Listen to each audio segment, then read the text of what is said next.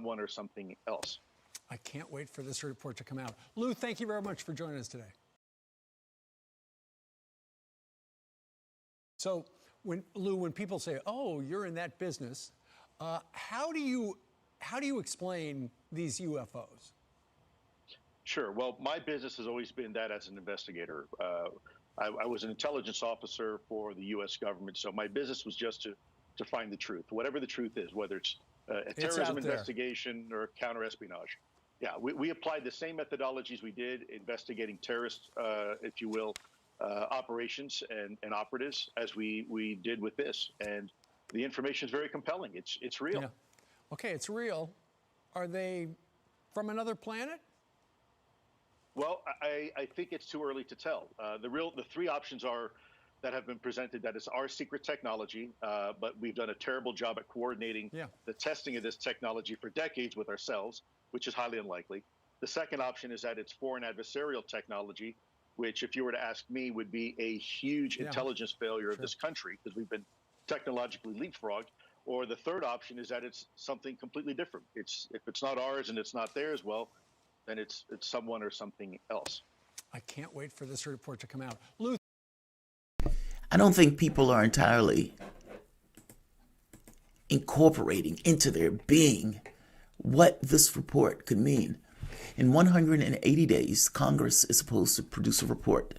And we've heard rumblings from DNI, Ratcliffe, and I've been pretty strong on this channel pushing or making the point up to the point that could be defended on this subject. And I've been profoundly strong, and I've won those arguments because at this point, the information is out, be it in the New York Times, be it the interviews from Bob Bigelow, be it the interviews from Louis Elizondo, be it the interviews from Frazier, meaning the pilots who are up there looking at it. And if you notice, he's talking about it like it's technology, not that it's some kind of phenomena or something. We don't know what it is. It could be us or it's not us. And we don't even know if that's true, meaning that we don't know what it is. This stuff is in the black. And there's something disconcerting about the idea that there's something in the black that you're going to be entirely reliant upon members of Congress to basically give you that information on. You have to accept it because you have no other capacity to evaluate it for yourself. I don't think people have really internalized what this means and why the radio silence. Meaning if the United States has access to this, for example, Brazil did a military investigation called Operation Saucer. They found all sorts of stuff in that operation. And the man who ran that operation ends up either offing himself or being offed. Now, this was after he gave this kind of full rundown of the information to a UFO magazine. I'm just making the point that investigations have been taking place outside of the United States. That investigation found all sorts of stuff, and many of that stuff is stuck in the black, even though Brazil owns up to the fact that they were doing this investigation. What about Russia? What about China? And why the radio silence? There's so many interesting questions that come along with this. And I always feel like when I see Louise, I feel like you're wasted on these people, Lou. People say when I talk about UFOs, I look like a younger man, that my enthusiasm radiates out of me with a ferociousness that people are like, whoa, I thought the guy was in his 40s. He looked like he's in his teens. But that's how I feel about it, Lou. That's why I'm so excited about it. And you were going around and you were giving interviews, and I felt left out. And I felt left out in a way that I thought, Lou is giving these interviews either to Bartiromo, or be it to this gentleman, or not to Bartiromo, but on various CNN networks. And those people don't entirely believe in the subject matter, or at the very least haven't even thought about the subject matter. They haven't even incorporated what does it mean for foreign policy? What does it mean as us, as human beings, if indeed that report is making the point of saying something else is out there?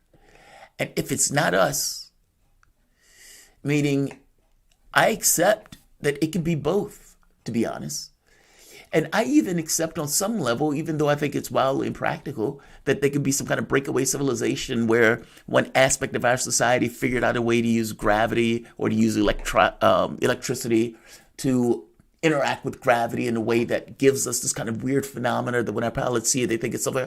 Fair enough. I think it's wildly impractical. And in fact, I think that would be more astonishing than the UFO one. Another being, just like us, on another planet, just like this in some way. And I don't mean it's exactly like and the fact that there's a ball hurling through space, that something with some intelligence looks up at the sky and wonders, are we alone? That's phenomenal. And in this very specific case, there's all of this evidence that is being broached out. And over the last several years, our world has fundamentally changed. You have congressmen, senators, looking into the camera and saying, there's loads of evidence. We're not seeing blurry pictures. We're seeing things up close. We're seeing eye-popping information. The senator saying we need to know what these things are. We need to understand the physics behind it. The research papers being released.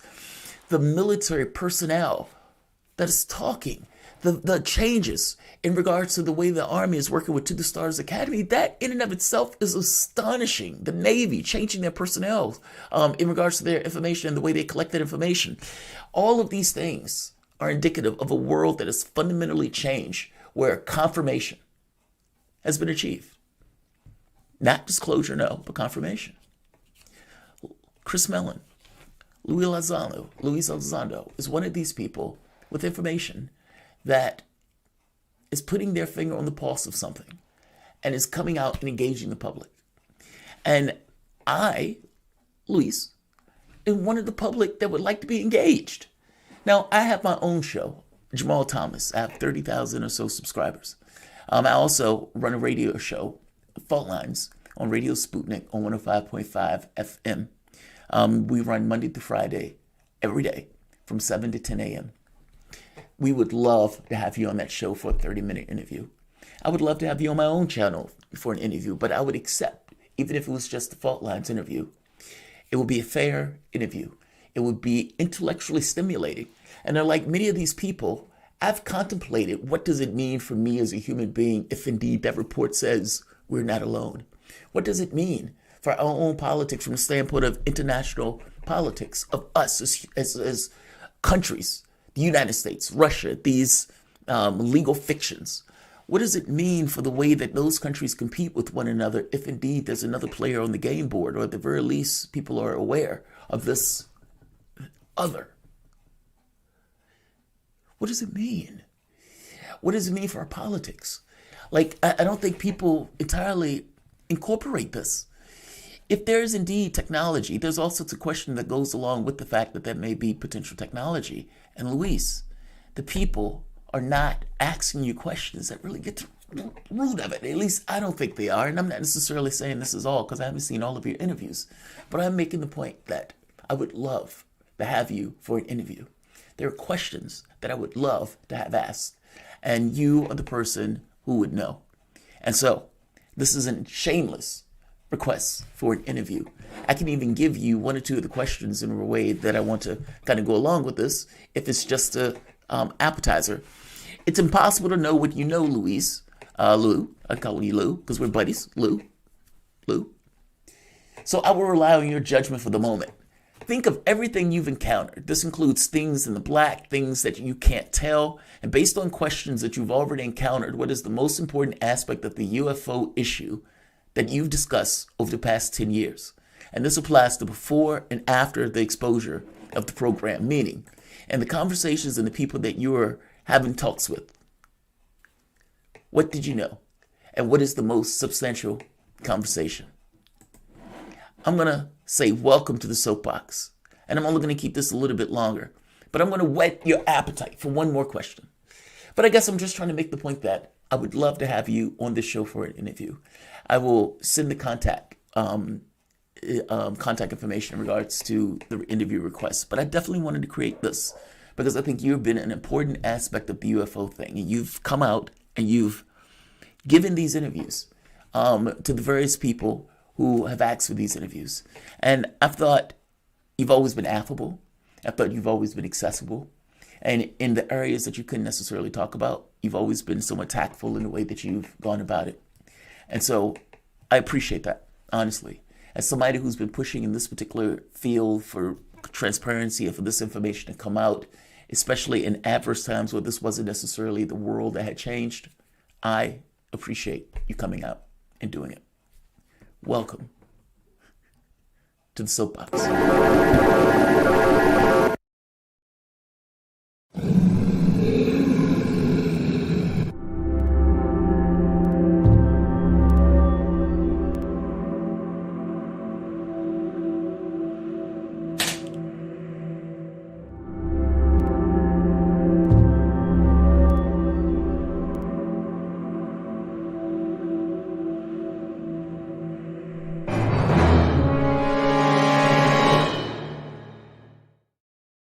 Luis, that's my special intro, and I did that for you, buddy. Nobody else, save for one. But it's never been used on the show before. That's how much I appreciate and want an interview from you. I'll even run my second one, and I only really run these for the UFO ones, so it's not like I do these for all of my shows. My show is a news show, so first and foremost, it does news. But I created a segment and a space on the network Fault Lines on the network for UFO aspects also. So I will show my other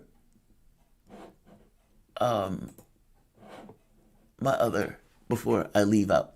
But look, I guess my only thing is join me for an interview. I don't bite. And I think it would have a good stimulating interview that I think you would enjoy and the UFO community would enjoy.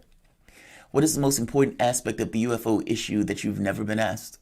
I think that is important, especially since there's no way for me to know what's in your head, or there's no way for me to have any kind of context on what's important or versus not important, because you have more information than I do. So I want to lean on your point of view in regards to what is the most important thing that you were asked? What is the most important thing that you haven't been asked? And in the context of that, get up like a nanometer to what's in the black, if that's indeed what that issue is. What are the political implications of the congressional report if it's explicitly or implicitly declared that we're not alone? For that matter, what are the geopolitical implications? If the United States has this information, so do other countries that we consider to be competitors. Why the conspicuous radio silence? And do we believe that competition ends if indeed they say we're not alone? Oh man, I have more. All I'm saying is I don't bite.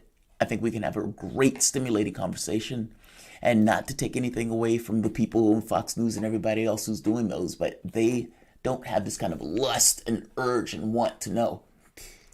I do. And I think we can have a good conversation. So this is a shameless invite for Luis Elizondo to join me for an interview on Fault Lines or on my own show. Fault Lines 7 to 10 a.m. 30 minutes. We can do pre-record. However you want to do it, whenever you want to do it, just let me know. We'll bend to your will on this. I think we'd have a good interview.